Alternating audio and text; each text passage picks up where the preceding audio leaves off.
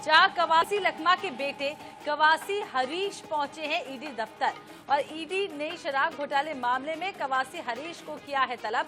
पूछताछ को लेकर कवासी हरीश का बयान भी सामने आया। मेरे पास से कुछ नहीं मिला, सभी को पता है छापा क्यों पड़ा है, मैं बाद में अपनी बात कहूंगा। तो कवासी लखमा के बाद अब कवासी लखमा के बेटे भी पहुंचे हैं।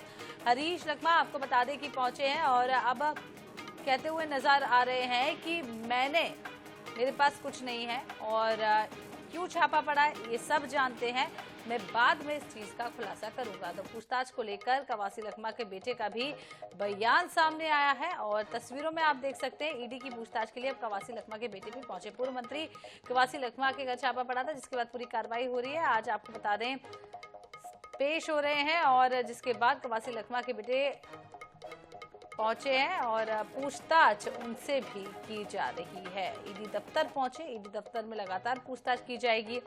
बयान भी उन्होंने दिया है और कहा है कि मेरे पास से कुछ नहीं मिलेगा, क्यों कार्रवाई की गई है सब जानते हैं।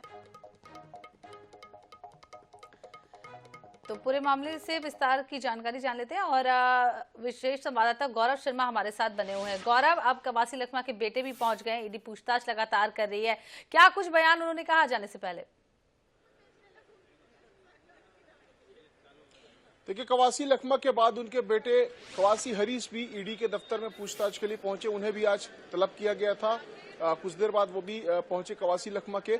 उन्होंने साफ तौर पर कहा कि क्यों छापा पड़ रहे सब लोग जानते हैं और मेरे पास से कुछ नहीं मिला है। बता दें कि सुकमा में जो छापेमारी हुई थी वो कवासी लखमा के पुत्र कवासी हरीश के घर में हुई थी और वहां से भी कुछ अहम साक्ष्य जो है वो ईडी को मिले थे। शराब घोटाला मामले में उनकी संलिप्तता सामने आई थी। यही वजह है कि आज उन्हें भी तलब किया गया था और उनसे भी संपत्ति के संबंध में जानकारियां मांगी गई, उनसे भी कैश ट्रांजैक्शन को लेकर जानकारियां मांगी गई है। साथ ही साथ डिजिटल साक्ष्य जो मिले हैं, जिसे ईडी ने आपत्तिजनक रिकॉर्ड्स कहा है, वो उसमें उनके संबंध में भी साक्ष्य मिला और यही वजह है कि उन्हें पूछताछ के लिए बुलाया गया था। उनके सहयोगियों को भी यहाँ पर बुलाया गया था, लेकिन सहयोगी अब तक पहुंचे नहीं। कवासी लखमा से पूछताछ पहले ही चल रही थी। इस बीच कुछ देर बाद कवासी हरीश भी पहुंचे और इस वक्त भी ईडी दफ्तर की तस्वीर हम दिखा दें। ईडी दफ्तर की तस्वीर हम दिखा देते हैं, जिसपे लगातार जो पूछताछ का क्रम है वो जारी है। यहाँ पर देखा जा सकता है विधायक कोंटा कवासी लखमा की गाड़ी को देखा जा सकता है, वो यहाँ पर खड़ी हुई है और ईडी दफ्तर में अनवरत लगातार जो पूछताछ है वो कवासी लखमा और उनके बेटे से की जा रही है। जो इस मामले में पहले भी गिरफ्तार लोग हैं, उनसे भी इस संबंध में पूछताछ की जा सकती है और ये समझा जा रहा है कि उन्हें भी एक साथ सामने लाकर बातचीत जो है वो कराई जा सकती। तो पहले कवासी लखमा पहुंचे थे और अब कवासी हरीश भी पहुंच गए।